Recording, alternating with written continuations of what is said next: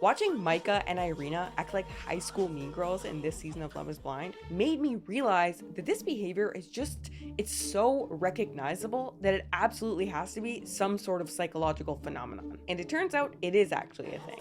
Mean girl syndrome. It's this behavior. Cliquiness, us versus them, frenemy style, be super nice to your face but then talk behind your back, game playing, all stuff that all women will experience at some point in their lives. Primarily from other women. And that's not to say only women do it. I mean, some of my friends who've exhibited these traits most have been gay men. But the mean girl persona is an archetype. Think about the movie Mean Girls. Half the reason it's so popular is because most of the women on the planet have had this experience in some way or another with other women. Whether you were Janice, Regina, or anybody in between. I actually just learned that the book Mean Girls was adapted from the book Queen Bees and Wannabes by Rosalind Wiseman. It isn't a social psychology book like I was hoping, but it tries to map out what seems to be a genuine phenomenon in female culture. And according to the book, here with Micah and Irina, we have a classic queen bee / sidekick relationship. How I am is never malicious. And you know me. A quick primer for those who've never watched Love is Blind. It's a Netflix reality show where singles date and try to find true love without ever seeing each other by chatting each other up through a wall. While they're doing this, the men and women are kept in separate living areas, and they're all uncomfortably watching each other go on dates and even fall in love with the very same people, resulting in love triangles like every single season and people pitted against each other for the same person. In this season, Micah is dating Paul and Kwame. Kwame is dating Micah and Chelsea. Chelsea is head over heels for Kwame, but Kwame is way more into Micah, even asking if he could propose to her prematurely. But Micah eventually dumps him and goes on to choose Paul instead, and Kwame ends up with his second choice, Chelsea, while still openly pining for Micah. Now, it must be weird to spend so much time with the person who's dating who you're dating and falling in love with. I did not expect the mental and emotional kind of turmoil when you're living with other girls that are dating who you're dating. Over the seasons, there's always been a little bit of beef between the contestants, but it's usually quite civil and handled really maturely. This is the first season I think there was quite a bit of drama between the same-sex contestants. Marshall, are you talking about me? On the men's side of things, occasionally someone won't be able to handle someone else dating their person and there will be a confrontation. But I have caught feelings. And when it does, you can really imagine how it's gonna go down. They get up in each other's faces, there's kind of like a vague threat of violence there, but then it's pretty much fully over. And regardless of however they feel about each other internally, externally, they pretty much drop the beef. It doesn't feel good knowing that you are competing with somebody else for somebody you love. So we'll see what happens. They're pretty respectful and you can barely tell that there's an issue between the guys. Probably because it's socially unacceptable to punch someone in the face. Actually, it's also legally unacceptable. So even when Kwame, Paul, and several others say that Micah's their number one. Micah's my number one. Yeah, Micah's my number one too. Yeah, let's just put it into that. Yeah. Goddamn. They all just kind of, move on and just deal with it, and they're still extremely civil face to face. But on the female side, confrontations and aggression look a lot different. I really like Zach. I think the hard part will come with multiple girls dating the same guy. I'll come for your neck. Just kidding. Just kidding. We used to think that women were just not as aggressive as men. I mean, after all, women commit far less violent crime than men every single year. But research shows that women are just as aggressive as men. The difference is female aggression is usually much more indirect. And here is a scary definition of indirect aggression. Indirect aggression is a form of social manipulation intended to harm the person psychologically and or socially. Dang. It's gossiping, backstabbing, exclusion, backhanded compliments, petty shit-talking, cyberbullying, and making other women feel uncomfortable, almost all of which we can see in Micah and Irina. Micah and Amber are both dating and falling for Paul. On one of Amber and Paul's dates, he planned a Mardi Gras themed date and gave Amber a bouquet of flowers that she brought back with her into the women's common room. Irina takes it upon herself to get up and go over and compliment the flowers. So pretty, so fucking cute and bright, just like you. So gorgeous, so fucking cute, so pretty. And I know it's a reality show and we don't know what's real or narrative. But look at Amber and Bliss exchange looks when Irina is complimenting the flowers. Clearly, they don't trust her motives in this situation. Throughout the show, a lot of other women make comments that suggest that Micah and Irina are not the nicest even without Netflix's editing. I don't know if I really want to talk about it though. Why? I don't want to trust that girl over there. She needs to not fucking talk to me. Dude, she's got like no boundaries. I know. To Amber's face, Irina is literally going off about how nice the flowers are. So fucking cute and bright, just like you. But then goes over and said, looks boring, and makes fun of her like 30 seconds later. Mardi Gras? Loser. I guess this must be the indirect part of indirect aggression. This whole fake pretending to be nice, pretending to like her, but then turning around and talking shit at the first possible opportunity. I know I talk some shit about some girls, but I don't have any ill intent. I feel like a little part of me like doesn't regret anything I say though. Instead of just openly confronting Amber or choosing to avoid her, Irina opts for the Regina George method instead. Oh my god, I love your skirt. Where did you get it? It was my mom's in the 80s.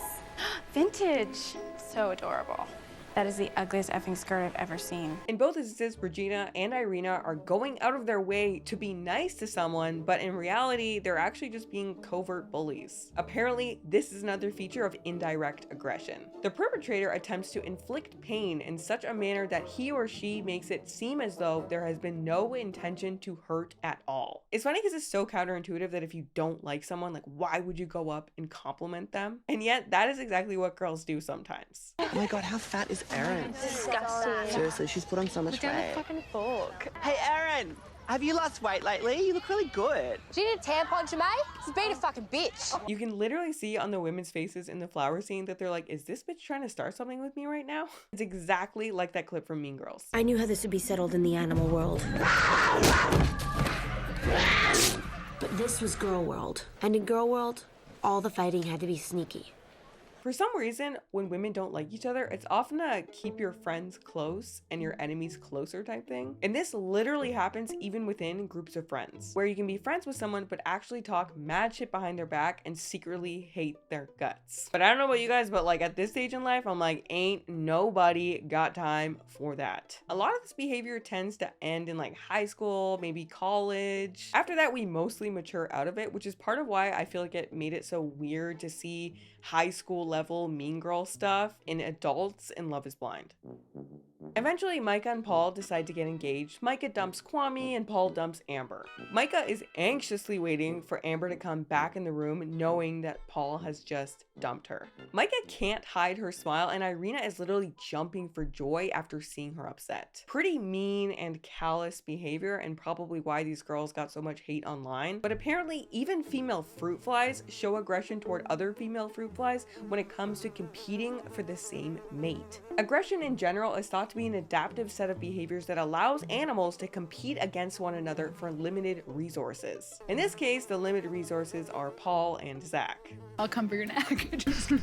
One paper called this mating strategy Aggress to Impress. They hypothesized that females attack other attractive females indirectly as a way of either intimidating their rivals, diminishing their rivals' mate value, or improving their self-image, which is challenged by the presence of attractive competitors. I also read another paper that said that the indirect aggression strategy had to do with immobilizing the rival by destroying their self-esteem. Maybe that's why they decided to kick Amber while she was down by eavesdropping on her, clearly, not even being sneaky or subtle about it, and making her feel even worse than she already did post being dumped. Many papers have shown that just the presence of other female rivals, particularly attractive ones, increases incidence of female versus female indirect aggression. So it is totally possible that neither of these girls are catty or bitchy in their normal everyday lives, but this situation, which is a quite primitive, like evolutionary one if you think about it, really brought the worst out of them, as they are literally going head to head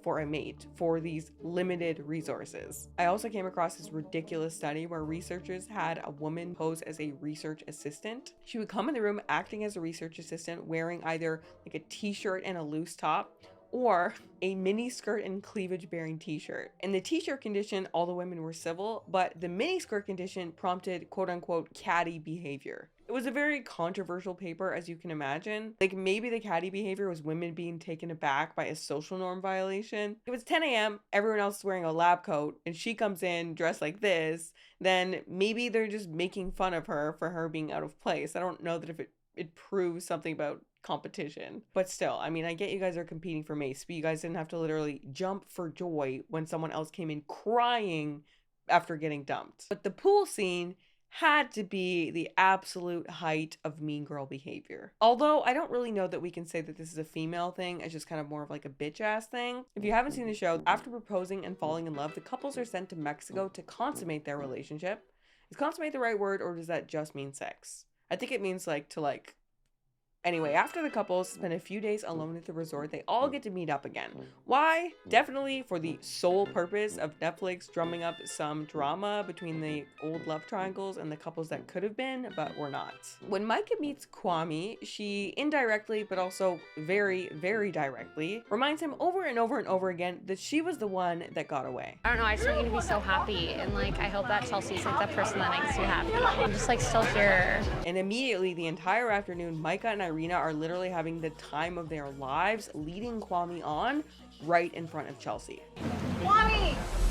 Kwame, me and Micah would love to tequila shots of salt. Would you grab us some? Oh, would you? Irina really loves taking initiative and causing shit on behalf of Micah. I really wish that the book Queen Bees and Wannabes was actually a social psychology book and went a little more into the queen bee and sidekick relationship, because it is definitely a thing. Irina literally acts like Micah's little henchman at every possible opportunity. They both feed off each other and happily cackle at what? The power that comes from knowing that Kwame still wants Micah with his fiance like 10 feet away. I don't know how many clips I can show from Netflix, but their facial expressions just say so much. Also, several times when Micah is flirting with Kwame, she is clearly trying to cause shit. Micah full out glances at the camera twice right after she did something like that. Like, girl, a glance at the camera, you knew what you were doing. And the leaning on him soaking wet, like something about her being soaking wet is an extra boundary being crossed. Culminating, of course, the shot to the failed proposal. Are we taking a shot? A shot for a failed proposal.